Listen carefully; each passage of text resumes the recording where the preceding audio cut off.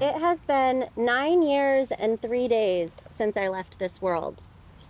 My name is Esta Manthos, and I died on October 16th, 2016, at the young age of 101. 101 years is a long time to reflect on.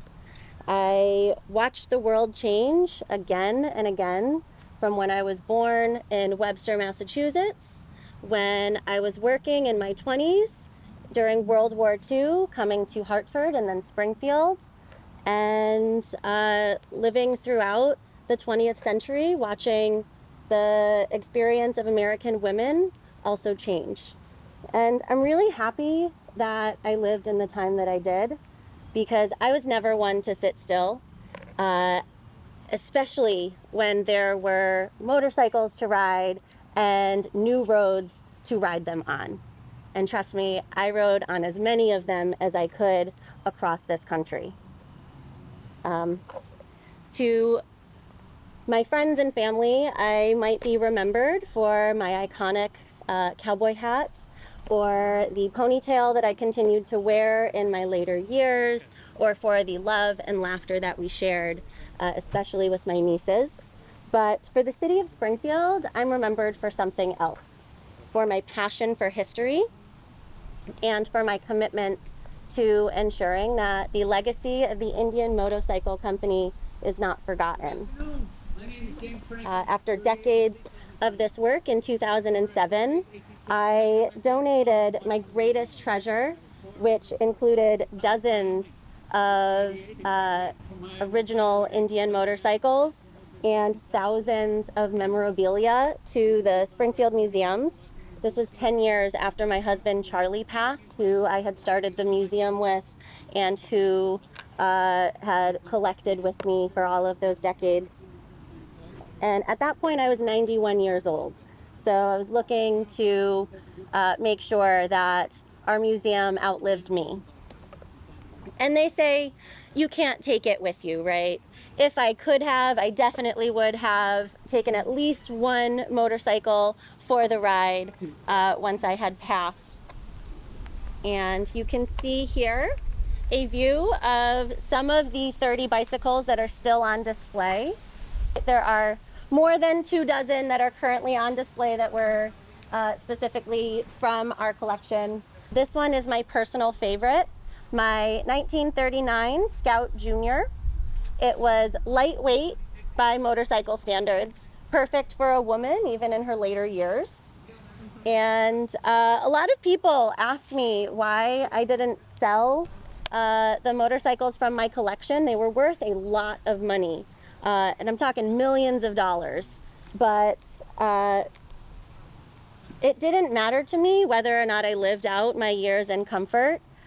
This was never something for me to be about the money. It was, so Springfield gave the world something remarkable. And I saw my role, being a civically minded person, as being one where I needed to ensure that that gift stayed here where it belonged.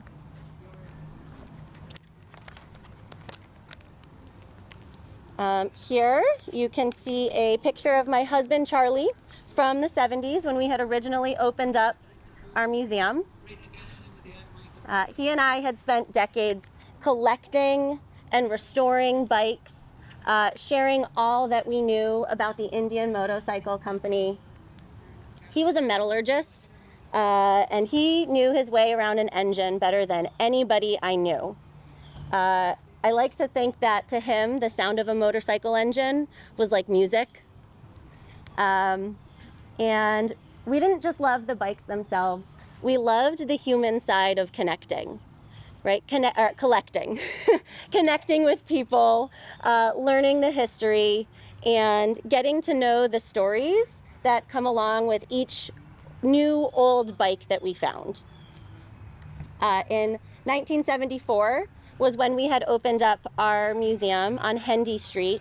And that was where the original factory was that had produced some of these bikes once the wigwam was outproducing its current location. So it was the final standing building of the motorcycle factory. And this museum was our pride and joy. I had spent 30 years running it alongside my husband before he died, and then on my own after he had passed. And I really enjoyed welcoming the visitors who came from all over this country to learn all that I had learned and share their stories. And in addition to the museum, we also hosted Indian Day every summer, which continues since I have passed. And that was always my favorite day of the year. You could hear the engines from miles away. Bikers from every corner of the United States came roaring back to Springfield, Massachusetts to celebrate. And it was loud, it was joyful, and it was pure history in motion.